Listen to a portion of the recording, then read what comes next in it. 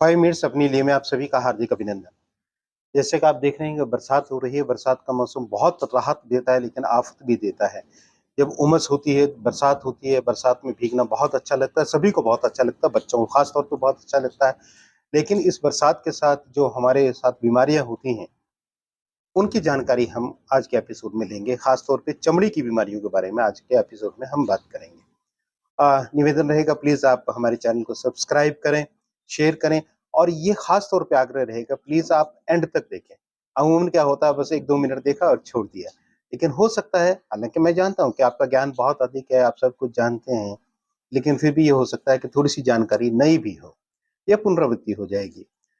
देखिए जब हम बरसात के मौसम में भीगते हैं, ना भी भीगे, उमस होती है तब भी हमारे जितने भी फोल्ड्स हैं बॉडी में, एक्जिला में हैं, जाँघों में हैं या महिलाओं में ब्रेस्ट के नीचे बड़े फोल्ड्स आ जाते हैं, वहाँ पे फंगल इन्फेक्शन होने के डर बहुत ज़्यादा रहते हैं।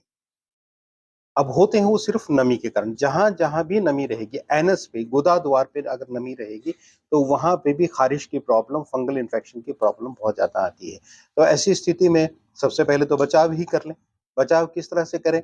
नहाएँ, नहाने के बाद एक मोटा तौलिया लें, जिससे शरीर को ऐसे मत पोंछें, ऐसे करके पैड लगा के उसको सुखाने की कृपा करें। आप जितना उसको सुखाएँगे, उतनी नमी दूर हो जाएगी और फिर उसके बाद सूती कपड़े पहने, ढीले कपड़े पहने जिसमें हवा निकलती रहे, हवा पास होती रहे, एवापोरेट होती रहे, वाष्पीकरण होता रहे, हमारा शरीर सूखता रहे।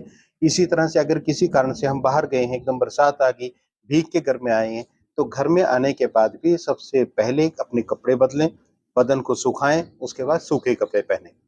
और अगर फिर भी ये सावधानियाँ रखते-रखते भी किसी को फंगल इन्फेक्शन हो गई है, हाँ, उसकी सावधानी एक और करें कि आजकल बरसात के मौसम में जितने भी फूल्स हैं, नहाने से पहले उनके ऊपर नारियल का तेल लगाएँ। आप नारियल का तेल लगाने के बाद जब नहाएँगे, तो आपकी स्किन जहाँ-जहाँ वो फॉल्ड्स हैं, वाटर को उतना एब्ज़ॉर्ब नहीं करेगी और जब आप सुखाने की कोशिश करेंगे बाद में, तो वो पूरी तरह से सूख जाएँगे। तो आप लेकिन इलाज के रूप में भी आप नारियल का तेल, उसमें थोड़ी-सी शुद्ध गंधक और थोड़ी-सी कपूर मिला के उसका पेस्ट बना के रख लें।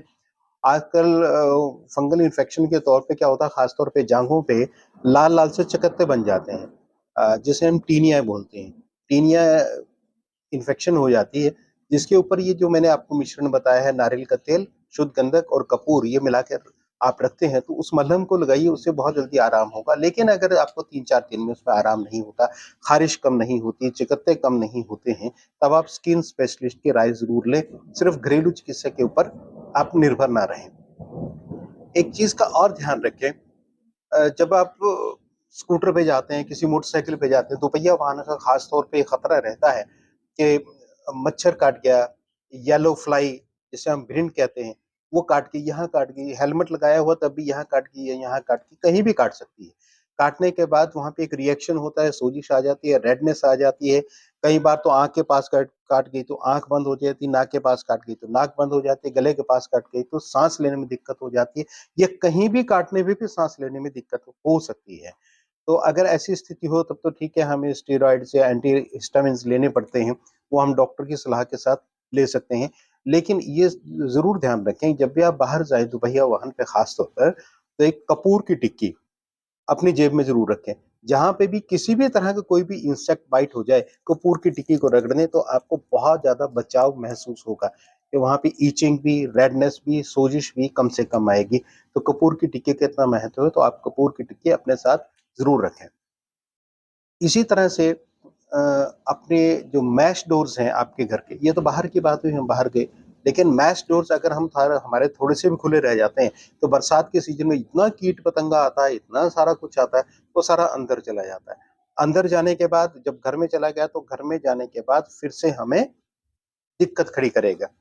हाँ, मैं एक बात और बताना भूल गया कि हम कपड़े जैसे धोते हैं ना बरसात के सीज़न में, कपड़े भी बहुत देर में सूखते हैं, तो हमने कपड़े धोए, हल्के नमी वाले हैं, पहन लिए, लेकिन बहुत बड़ा नुकसान कर लिया।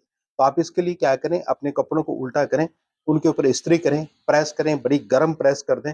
प्रेस करने के बाद उनको फिर तुरंत ना पहनें, थोड़ी देर टाँग दें, ताकि उसमें से वाष्पीकरण हो, पानी उड़ जाए, पानी उड़ जाएगा, कपड़े सूख जाएँगे, फिर आप ये सुनिश्चित कर लें कि आपका तन पूरी तरह से सूखा है नहीं, वो कपड़े पहने तब आपको स्किन प्रॉब्लम्स होंगी नहीं।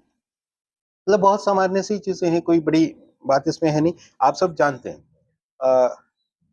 एक चीज़ और, मैं बरसात हो रही है, मन कर रहा होगा पकोड़े खाने को, समोसे खाने को, आप खाइए लेकिन तरोताज़ा, बिल्कुल ताज़ा बने हों, कुछ भी बासी चीज़ ना हो। इसके ऊपर हम अगले एपिसोड में बड़ी जल्दी चर्चा करेंगे। बरसात में होने वाली पेट की बीमारियों के ऊपर चर्चा करेंगे, क्योंकि आपका पेट भी ठीक रहना बहुत ज़रूरी है, स्किन भी ठीक रहना, आप ओवरऑल बहुत ठीक रहने ज़रूरी हैं। और आपसे मैं इस अनुरोध के साथ आपके स्वास्थ्य की कामना करता हूँ कि आप स्वस्थ रहें। एक अनुरोध रहेगा, प्लीज़ हमारे इनको एपिसोड्स को आप पूरा देखा करें, एंड तक देखें, शेयर भी करें, कमेंट्स भी करें, लाइक भी करें, क्योंकि ये आपकी तरफ से मुझे दिए जाने वाला सबसे बड़ा पुरस्कार है। अगर आप शेयर करते हैं, सब्सक्राइब करते हैं, अंत तक देखते हैं, लाइक करते हैं, कमेंट करते हैं, मेरे लिए सबसे बड़ा पुरस्कार है।